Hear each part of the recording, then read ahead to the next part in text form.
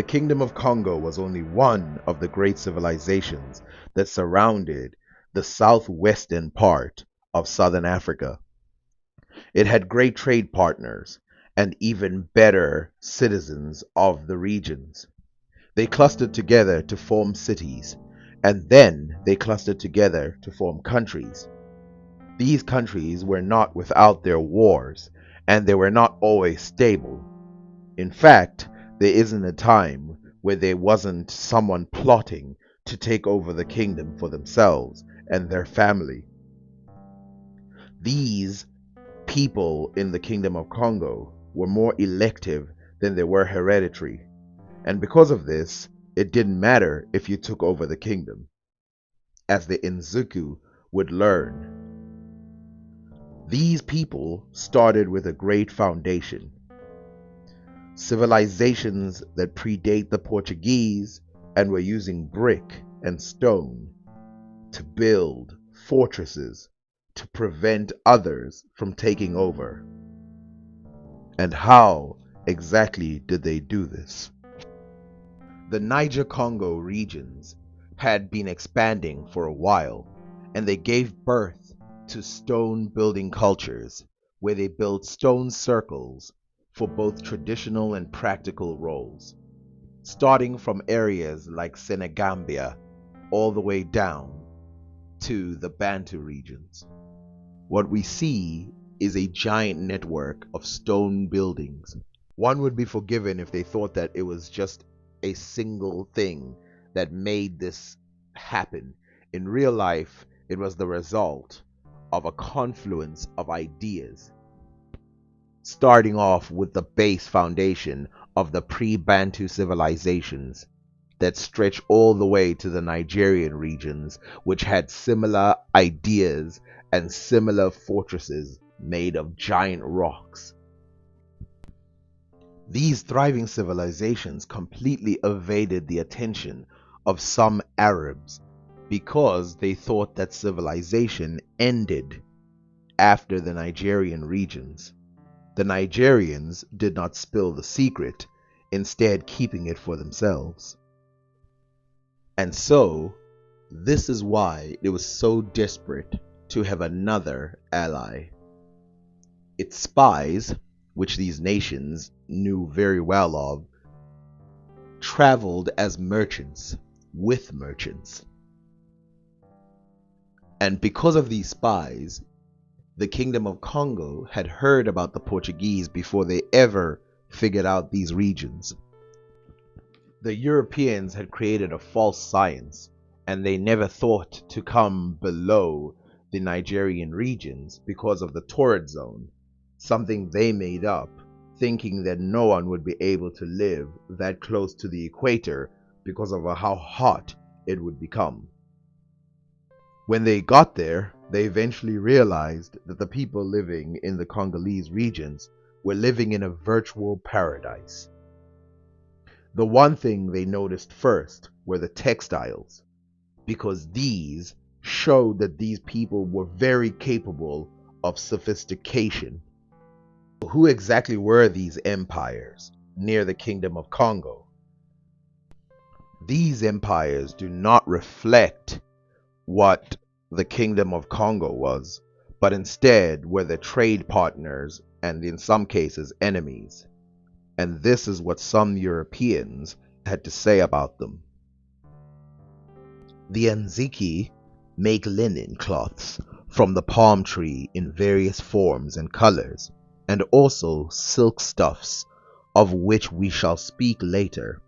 They are subject to a king who has several princes under him, and are very active, warlike, and bold people in battle. Fighting on foot, their weapons differ from those of all the surrounding people, and are short wooden bows. They also had weapons, as they were a Spartan-like civilization, always engaging in war, and because of this, they resisted any intrusion by any foreigner of any kind. Their close trade partners were the Nubians. Next to them were the Malemba. The Malemba were ignorant of silks and linen, but built with palm fibers, of which were made very finely and impressed the Portuguese beyond some of the things that the Portuguese had produced themselves. The river Vumba with Zaire to Lake Akalunda and the country of Malemba, a distance of 600 miles from this line, which is drawn along the eastern boundary of Congo to the river Nile and to the lakes of which we shall make mention presently. A well-populated country extends for 150 miles, with mountains abounding in various metals, and where different kinds of cloth are made from the palm tree. At this point of our history, it is necessary to relate the wonderful manner in which the people of this and the adjacent countries make various kinds of stuffs, such as velvets, with and without nap, brocades, satins, taffetas, damasks, and such like.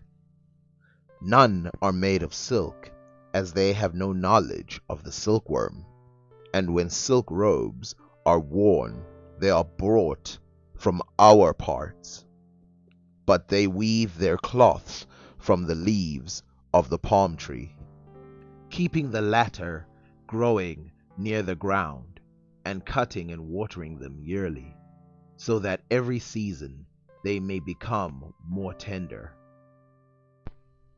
Animal skins, which is typical of warriors, where they use the animal skins as a form of protection against arrows. In fact, one of the Portuguese described these palm fibers, which had been finely woven, as appearing like velvet. After that was the Matama, another kingdom that had silk, cotton, and other textiles. Now, if you don't realize this, textiles was used as currency by some of these kingdoms. Others, like those in Angola, would use glass beads traded by Portuguese. But at first, they used lumache. But this kingdom was always targeted by the kingdom of Congo because they were abound with crystals and silver and other valuable things which they could sell to the Anziku, who would then sell it to the Nubians and the Arabs, and they could also sell it to the Nigerians and other West African kingdoms. And with their new partners, they could sell it to the Portuguese and make a killing. The kingdom of Angola did not, in fact, have the exact same customs as that of the kingdom of Congo. In fact, it was rich in iron, silver, and copper. The kingdom of Congo, of course, had some of these, but not in the number that the kingdom of Angola had. Also, the kingdom of Angola had other trade partners going south all the way to the Cape of Good Hope. And to the east, its biggest partner for trade was the golden city of Great Zimbabwe. Of course, in the middle was the middlemen of the Botswanan kingdoms, known today as Dombashaba. We do not know all the names of these kings, even though we know a lot of them, but we do know their titles, as in these regions the word Mani meant king, and then whatever their nation was called was the title given to them. So if they were the king of Congo, it would be the Mani Congo. If the king of Angola, it would be the Mani Angola. If it was the king of Pemba, it would be the Mani Pemba. This would be true for even governors. Further away from these kingdoms was another kingdom. This kingdom was known as Mwene Matapa. And not only was it formidable and scary, but really it was isolated from all influences. Later in history, the Portuguese would try their hand at infiltrating this empire by sending a mission there. It started off good, with the king converting to Christianity, but because of warnings from the Arabs, they turned on this missionary and put him away forever. And finally, before the story begins of the empire of the Kingdom of Congo, we have to talk about what we were promised earlier, which is the silk stuffs which were made by the Anziku.